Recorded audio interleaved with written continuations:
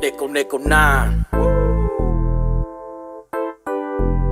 C5 line J. Let's go. Put that old school. Hey, yo, what's good with everybody, man? I hope everybody's having a productive day, feeling blessed, and like I always say, is one life, one chance. We only got one chance to do this right and get it done. Got a crazy subject I want to talk about, and I seen it in the comment section. When I did the video about that young Norteno from Merced that was, having an affair with the Merced police officer, and he recently got found dead, unresponsive in his cell, there's an article that I'm going to display across the screen. I'm not sure what it's about, what it talks about in per se. I read a little bit of it, but, there was a lot of debate in a legality sense. And I seen what he said at the end. He pretty much said that, why you guys calling me a confidential informant when I'm not one? But somehow throughout the legalities and the legal language that was being used in terms of asking a certain legal matter a question, a legal counsel a question, just goes to show that somewhere along the lines of his paperwork, there was a lot of indications that somebody was under the assumption, or somebody was putting it in legal documents, that he was a confidential informant, and he was trying to combat that before, he was found unresponsive in his cell, right? So I did the video to the best of my ability, elaborating on Little Smokey, Edward Ramos from Merced.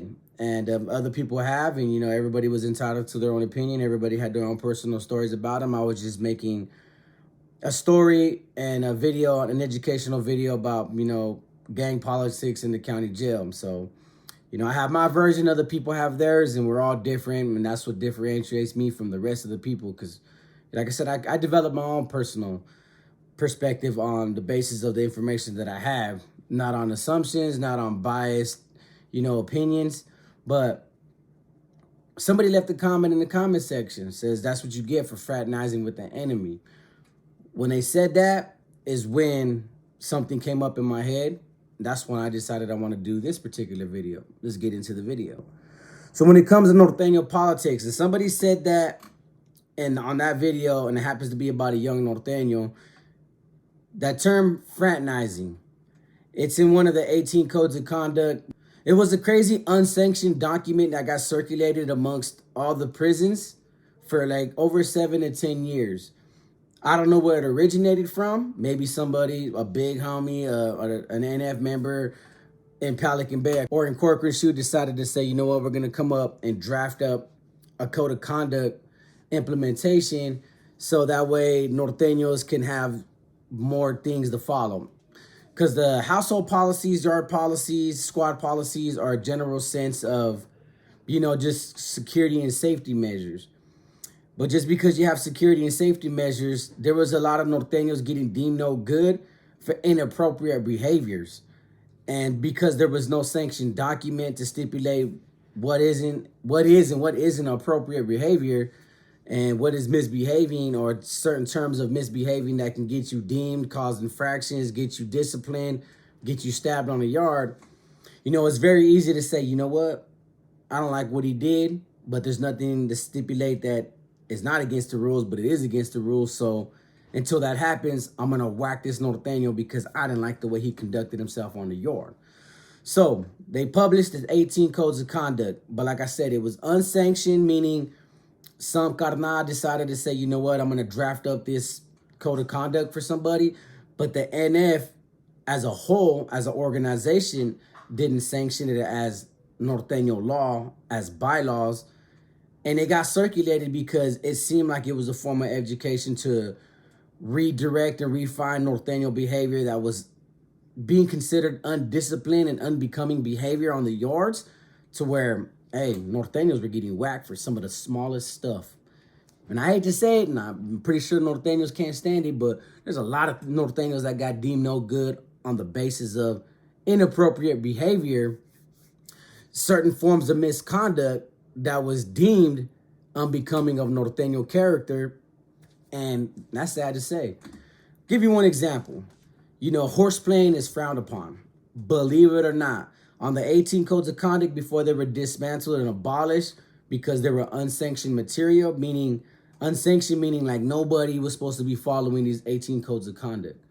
But for 7 to 10 years, the 18 codes of conduct were stipulated in Norteno education to be followed. And if you broke any of those rules and regulations, you were deemed no good. Think about it. 7 to 10 years of people getting deemed no good in accordance to violations and infractions of the 18 codes of conduct. And it just disappeared. Doesn't erase the fact how many Norteños got deemed no good by those 18 codes of conduct that were being broken. But it happened, right? So one of them was horseplaying, right? There was zero tolerance against horseplaying. So if you and your cellie were just bored in the cell, having a great time, and you guys got a little drunk before a bar lock, and lo and behold, you guys just start wrestling around. Carnalismo, right? Just that brotherly love.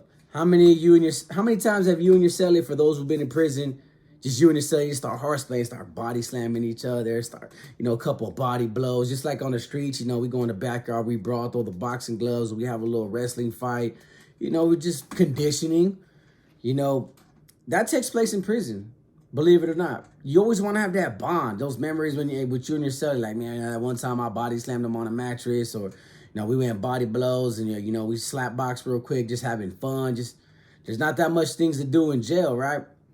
But horseplaying was considered frowned upon and deemed inappropriate behavior because, sometimes, you're going to horseplay with a cellie whose anger is going to get the best of him. And he's going to step out of character. Somebody can't take a loss. Somebody can't take a punch.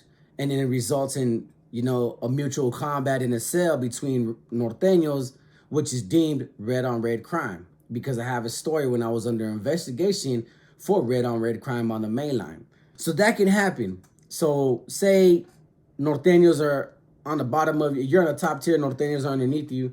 And they hear you guys horseplaying, scuffling. You hear all the noises, you hear the rumbling. People are going to presume that Norteños are getting down.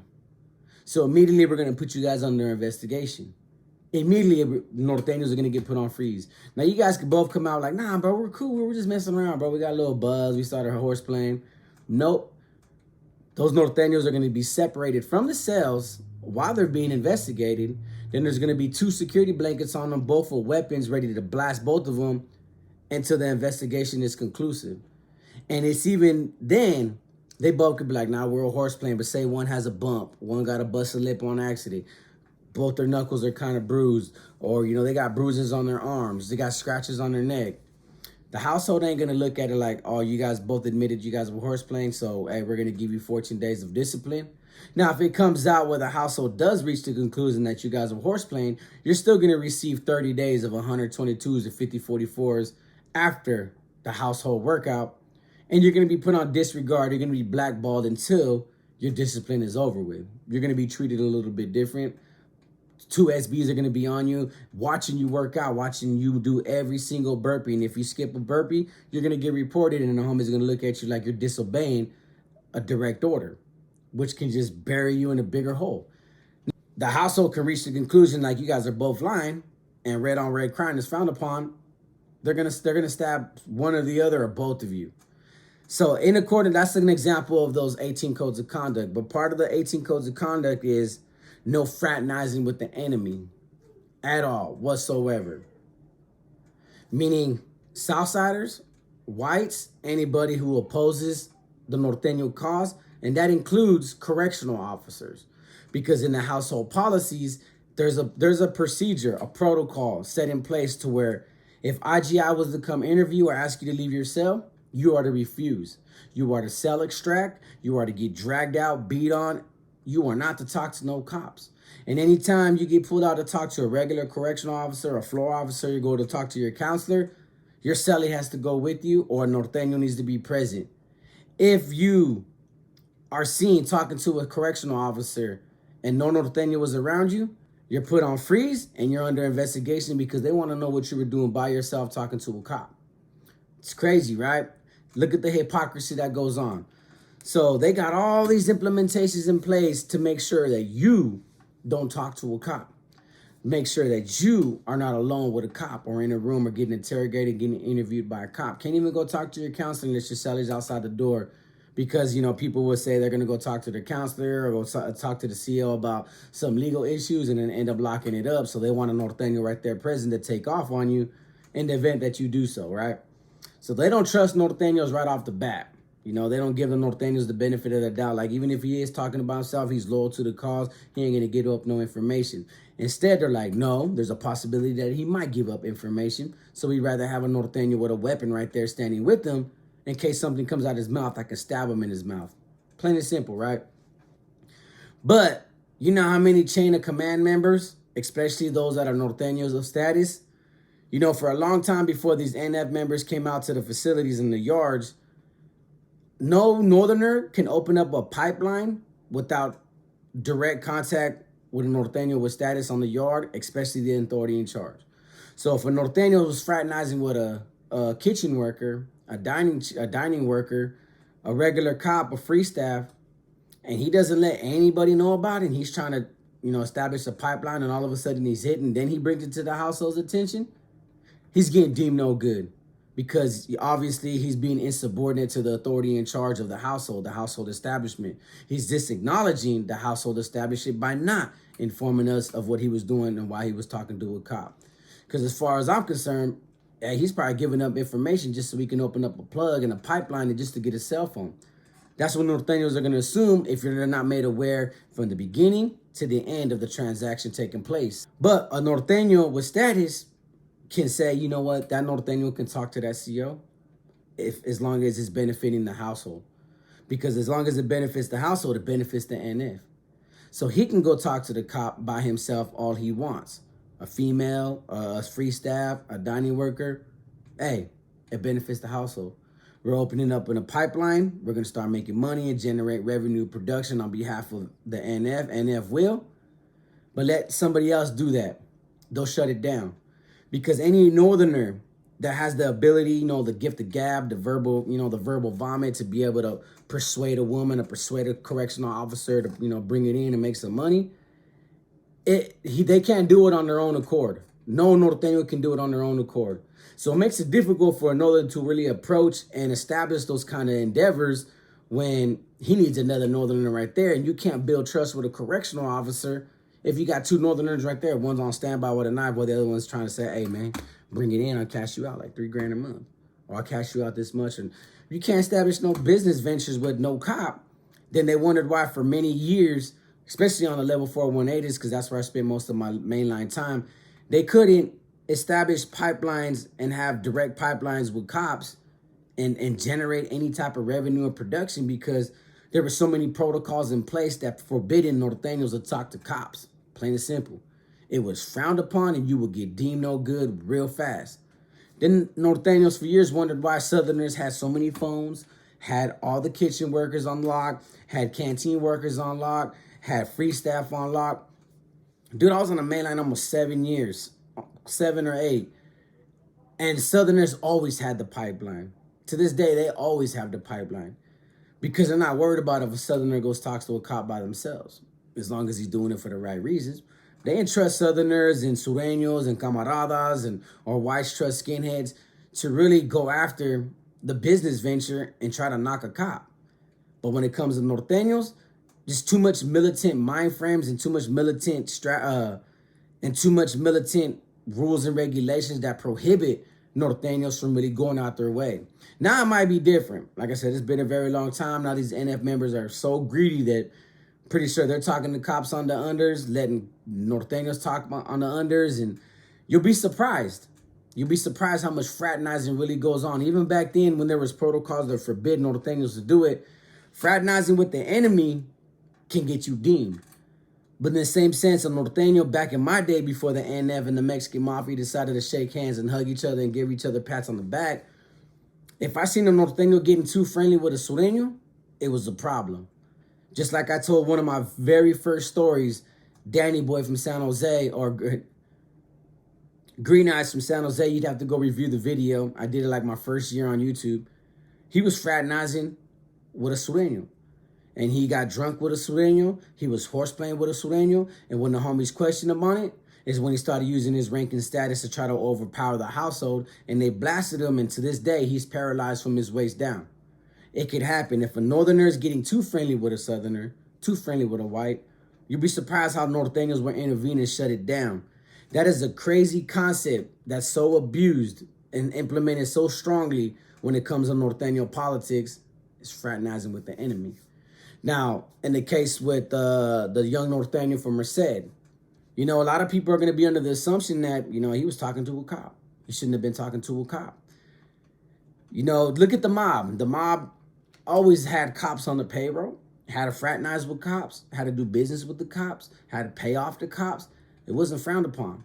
But in this case, a young Norteño that was just sleeping with a beautiful woman that happened to be a cop, whether he was a CI or not, that's not for me to judge. That's not for me to investigate. That's not for me to even elaborate on. You know, at some point you could have been like, man, the homie did his thing, man. Now we know she might be setting it up where we know about gang raids, who's under investigation, help the homies make sure their trap spots are okay, establish this for the street regiments, to protect the street regiments and the big homies out here. She'll give us information. In the meantime, he's sleeping with her. You know, nobody congratulated that. They just assumed the worst of that, and that might be the cause of his demise. But that's what Norteños are going to do. You talk to a cop, you're friendly with a cop, you know a cop, you're related to a cop, you are a cop. People jump to assumptions in this gang life and this gang culture real fast.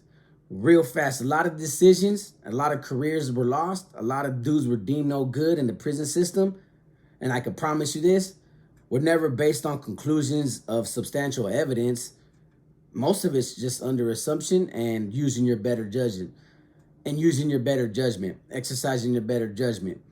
And that's why the SNY population, and for those that have been deemed and sent to the SNY population, trust me, harbors a lot of individuals that got deemed no good by assumption.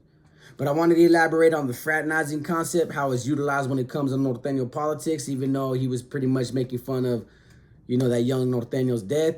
How to take that negativity and turn it into a positivity and an educational video for you guys. So with that being said, like I always say, is one life, one chance. You only got one chance to do this right. Let's get it done. Peace.